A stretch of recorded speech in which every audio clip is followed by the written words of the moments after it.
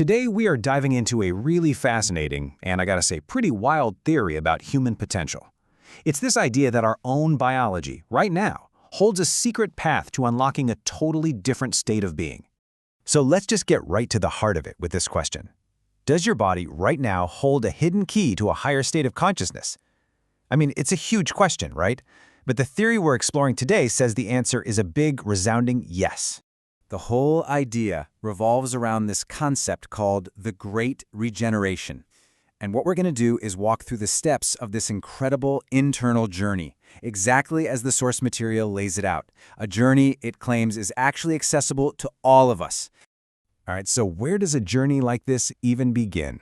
Well, according to this school of thought, it all starts with two really fundamental cyclical energies or potencies that are always at work inside the human body. They're described as two completely distinct bodies. So first up, you've got the fluidic or lunar body, which is said to regenerate on a monthly cycle, kind of like the moon. And then there's the mineral or solar body, which apparently follows a yearly cycle, just like the sun. So you've got two different rhythms, two different forces, all happening inside of us. And get this isn't supposed to be happening in some, abstract mystical dimension. The theory actually grounds these energies in our biology. It says they flow through our autonomic nervous system. That's the very network that controls all the stuff we don't think about, like breathing and our heartbeat. Okay, so let's see how this all comes together, because when these two very different forces, the lunar one and the solar one, finally meet, something totally new is created. This whole event kicks off right in the solar plexus.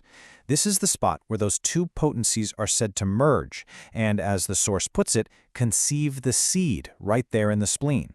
This is talked about as this crucial moment of internal creation. So you're probably asking, okay, a seed, what does that even mean? Well, the material calls it the sacred secretion. It's described as this potent cocktail of biochemicals that basically acts as the fuel for this whole regeneration process. And it's believed to boost not just our consciousness, but our brain power and even our physical health.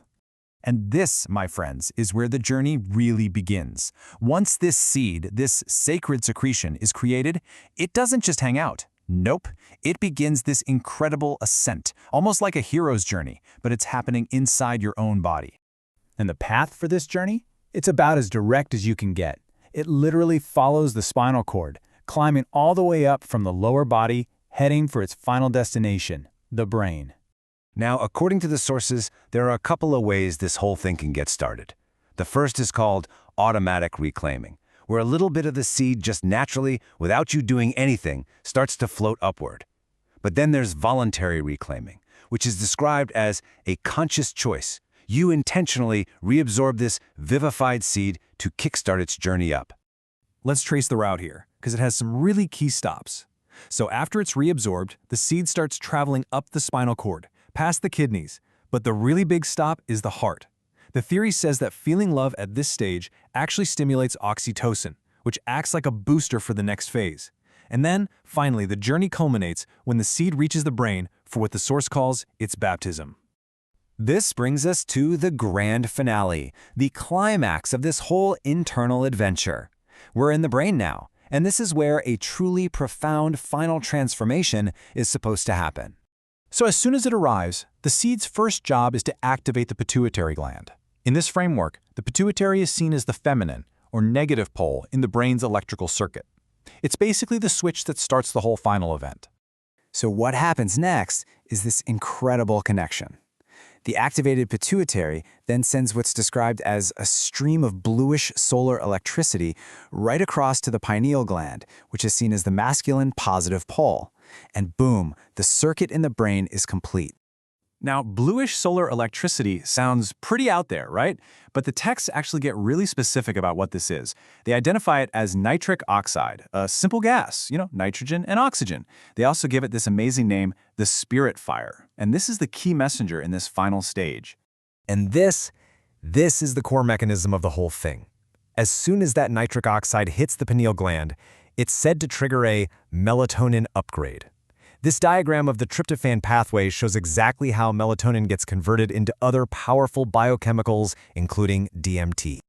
Okay, So the circuit's complete, the biochemicals have transformed, but what's the point? What does all of this actually do?